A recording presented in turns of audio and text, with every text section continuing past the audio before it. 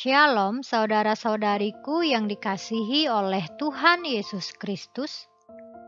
Kebenaran firman Tuhan hari ini berjudul Peka terhadap kehendak Tuhan. Ayat renungan kita pada hari ini terambil dalam Yesaya pasal yang ke-50 ayat yang ke-4b, yang tertulis demikian. Setiap pagi ia mempertajam pendengaranku untuk mendengar seperti seorang murid. Pelajaran yang kita dapatkan dari ayat ini adalah Tuhan menginginkan kita untuk bisa memiliki kepekaan terhadap apa yang menjadi kehendak Tuhan, baik untuk pribadi kita, pekerjaan, rumah tangga, bahkan setiap persoalan atau masalah-masalah yang kita hadapi.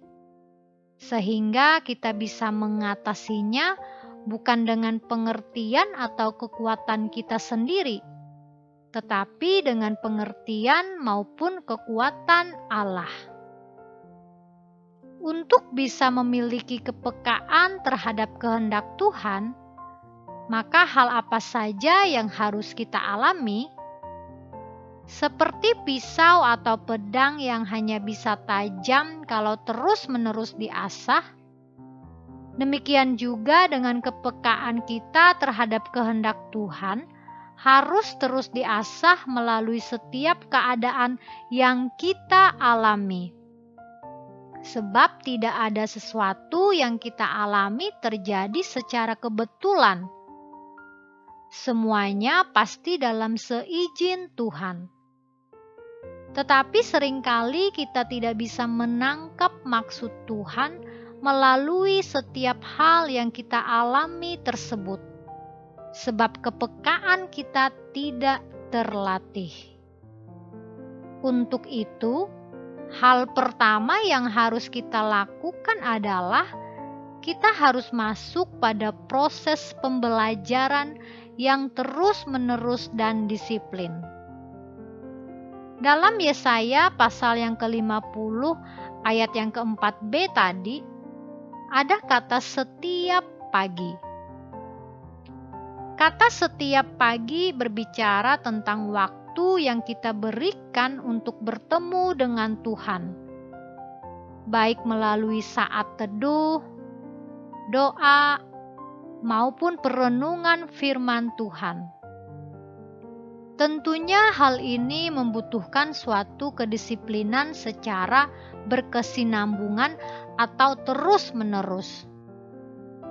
Karena kita harus melawan keinginan daging kita, yang mana pagi-pagi kita memaksa diri kita untuk beranjak dari tempat tidur, lalu kemudian kita berfokus untuk bertemu dengan Tuhan di dalam hadirat-Nya. Hal ini bukanlah perkara yang mudah. Oleh karena itu, kita butuh pertolongan Roh Kudus serta kekuatan Tuhan untuk semangat dalam mencari wajah-Nya dan kehendak-Nya. Kedua, awali segala sesuatu dengan kehendak Tuhan. Sebab di situ letak keberhasilan dan kemenangan kita.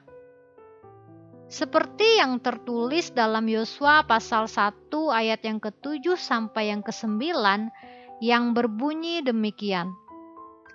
Hanya kuatkan dan teguhkanlah hatimu dengan sungguh-sungguh, bertindaklah hati-hati sesuai dengan seluruh hukum yang telah diperintahkan kepadamu oleh hambaku Musa.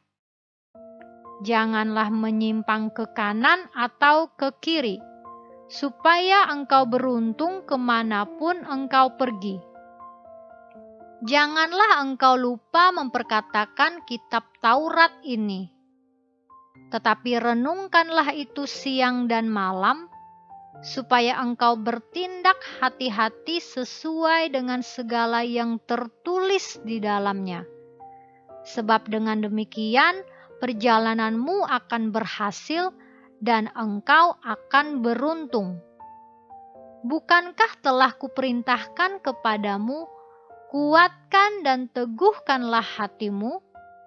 Janganlah kecut dan tawar hati, sebab Tuhan Allahmu menyertai engkau kemanapun engkau pergi. Saudaraku, kata pagi dalam Yesaya pasal yang ke-50 ayat yang ke-4b sebelumnya mengandung paling tidak ada 2 pengertian, yaitu pagi hari secara umum dan pagi hari dalam pengertian awal. Yang dimaksud pagi hari secara umum di sini adalah awali hari kita dengan doa sampai kita mengerti apa yang menjadi kehendak Tuhan bagi kita di sepanjang hari ini. Ada kalanya karena kesibukan kita dan keterbatasan waktu, kita berdoa hanya sekedarnya saja tanpa mengerti apa yang menjadi kehendak Tuhan dalam hidup kita. Sehingga saat kita menghadapi masalah sepanjang hari, kita menghadapinya seperti orang yang menghadapi soal ujian dan tidak mempunyai jawabannya. Selanjutnya kata pagi dalam pengertian kedua, yaitu pagi hari dalam pengertian awal. Yang dimaksud dengan pagi hari dalam pengertian awal di sini adalah awali segala pekerjaan walaupun itu sudah menjadi rutinitas kita atau rencana atau usaha baru atau apa saja yang baru dengan melibatkan Tuhan. Maka kita akan terkagum-kagum atas campur tangan Tuhan dalam segala sesuatu yang kita kerjakan. Tuhan akan mengawalinya, Tuhan akan melanjutkannya, bahkan akan mengakhirinya dengan segala sesuatu yang baik. Seperti yang dikatakan dalam Filipi pasal yang ke-1 ayat yang ke-6. Yang tertulis, akan hal ini aku yakin sepenuhnya, yaitu Ia yang memulai pekerjaan yang baik di antara kamu akan meneruskannya sampai pada akhirnya pada hari Kristus Yesus. Demikian juga dalam Kolose pasal yang ke-3 ayat yang ke-17 berkata, dan segala sesuatu yang kamu lakukan dengan perkataan atau perbuatan, lakukanlah semuanya itu dalam nama Tuhan Yesus, sambil mengucap syukur oleh Dia kepada Allah Bapa kita. Kiranya kebenaran ini mendorong setiap kita untuk terus memberikan diri kita bertumbuh dan peka terhadap kehendak-kehendak Tuhan dalam setiap kehidupan kita. Amin. Soli Deo Gloria.